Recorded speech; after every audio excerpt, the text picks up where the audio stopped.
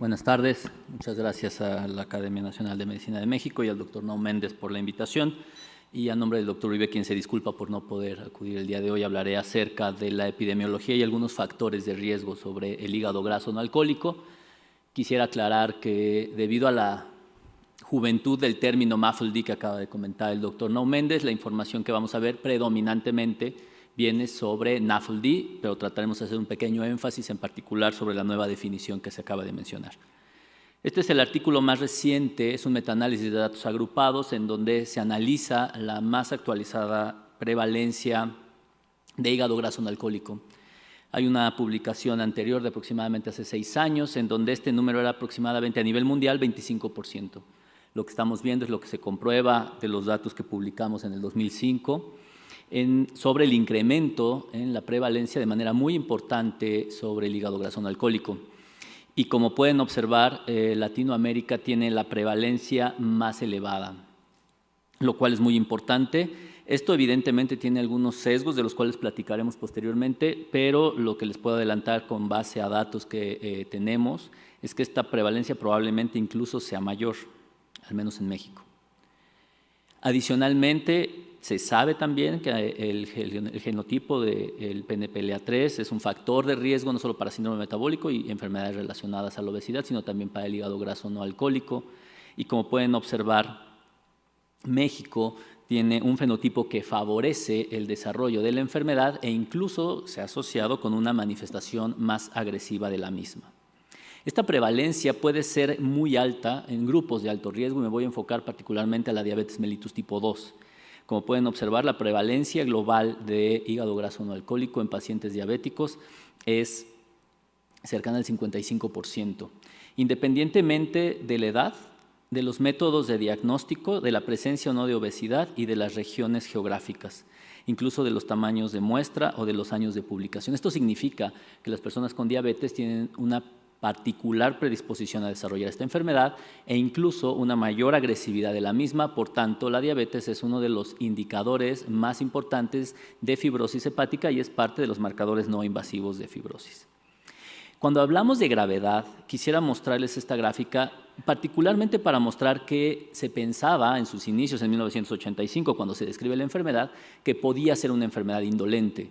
Sin embargo, podemos observar que en distintos países a lo largo del tiempo, una buena cantidad de pacientes tendrán algún grado de fibrosis, de F1 a F4, mostrando en millones de sujetos las posibilidades de desarrollar fibrosis hepática. Esto es en pacientes que solo tienen esteatosis, esto es la presencia de grasa diagnosticada probablemente por algún estudio de imagen, pero este escenario cambia de manera significativa cuando biopsiamos a los pacientes y confirmamos actividad inflamatoria en la biopsia. En este escenario, la posibilidad de tener algún grado de fibrosis hepática se incrementa de manera muy importante. Estos pacientes, la historia natural los llevaría a desarrollar cirrosis hepática, además de las complicaciones cardiovasculares y oncológicas de las cuales platicaremos posteriormente. Para complicar aún más la situación, el hígado graso se llega a presentar en sujetos con peso normal.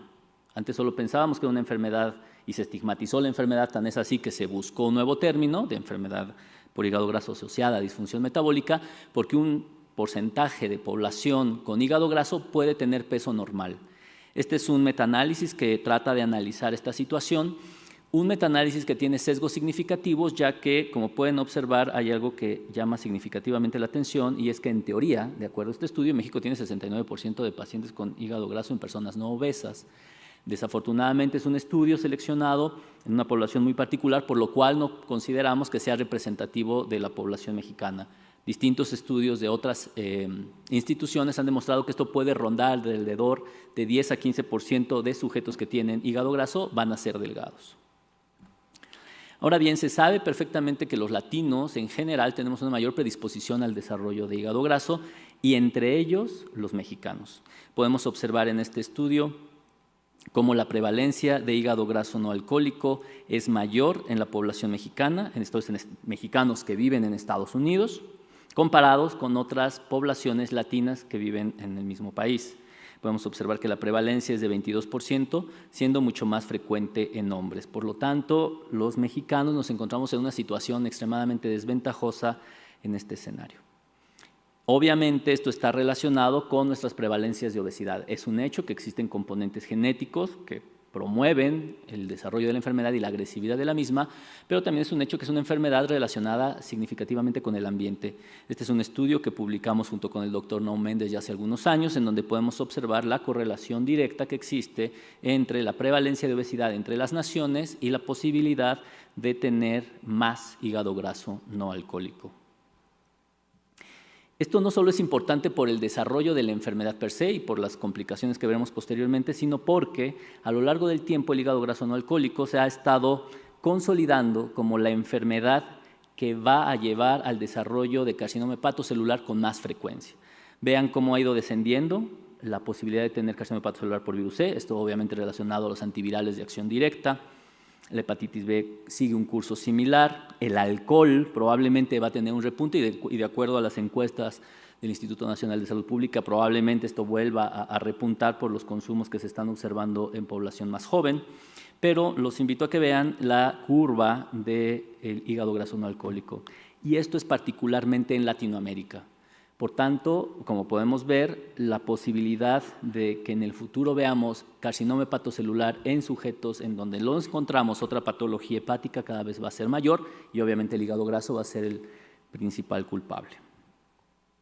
Esta diapositiva la comentó el doctor Naum Méndez, es un estudio del 2005, sin embargo la traté de actualizar con toda la demás información que existe en México. Probablemente de la información publicada esto es lo mejor que tenemos hasta el momento, en donde vemos una prevalencia entre 7 a 14%, en diabéticos puede ser del 18% y en no diabéticos del 7%, y claramente vemos que conforme pase el tiempo la posibilidad de desarrollar esta enfermedad va a ser más frecuente entre los mexicanos.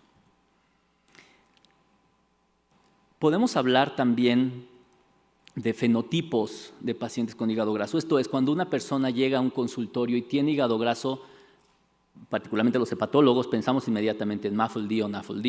Sin embargo, como podemos ver en esta diapositiva, los pacientes pueden tener hígado graso por consumo de alcohol, por obesidad, por la combinación que comentaba el doctor Naum Méndez de consumo de alcohol más sobrepeso y obesidad, y pacientes en los que desconocemos qué es lo que ocurrió, por qué tienen hígado graso.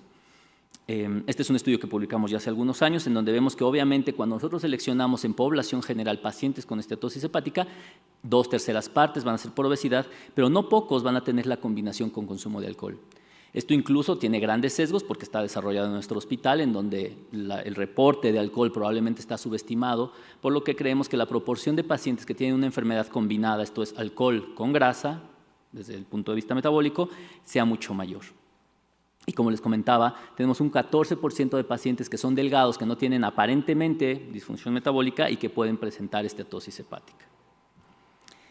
Ahora bien, nos dimos a la tarea hace algunos años de estudiar a población vulnerable. Para esto hicimos un estudio en una de las poblaciones más pobres de México, que es la región de Tlapa, de Comonfort, la montaña alta de Guerrero, que es una de las zonas más pobres del país, para tratar de analizar los factores de riesgo para que esta población tuviera fibrosis hepática. Y no extrañamente, más bien congruentemente, pudimos observar que la presencia de diabetes y obesidad les confería mayor riesgo de desarrollar fibrosis, incluso más que el consumo de alcohol.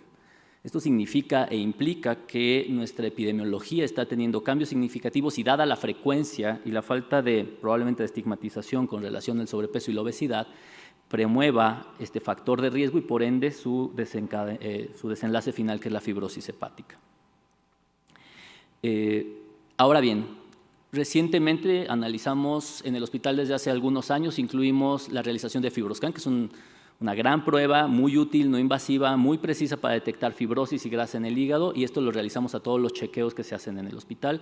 Entonces recolectamos a 2.400 pacientes y vemos que 39% no tenían grasa. Esto significa que entonces podríamos hablar de alguna prevalencia cercana al 60%, que como les decía es mayor que la que reporta Younossi, de cerca del 40% en población latinoamericana. Aún así, si quitáramos los que tienen esteatosis grado 1, es decir, si solo nos quedamos con esteatosis grado 2 o 3, es un porcentaje cercano al 40%. Esto significa que en población general, aparte que es mucho menos vulnerable que la población general, la prevalencia es extremadamente alta. En México, afortunadamente, o en esta población en particular, la presencia de fibrosis, cualquier tipo de fibrosis, es cercana al 2%. Se hablaba de los factores epigenéticos y yo creo que la educación es el principal factor epigenético que nos va a afectar para esta enfermedad. Y nuevamente lo que hicimos fue buscar en población general, en este caso hablamos de enfermeras, perdón, no población general, población de la atención de la salud, que son enfermeras, estudiantes de enfermeras, médicos y otros personales de la salud, el conocimiento de la enfermedad, prevalencia, diagnóstico, qué personal de la salud debe de atender y el tratamiento. Y el conocimiento de la enfermedad en México es extremadamente bajo.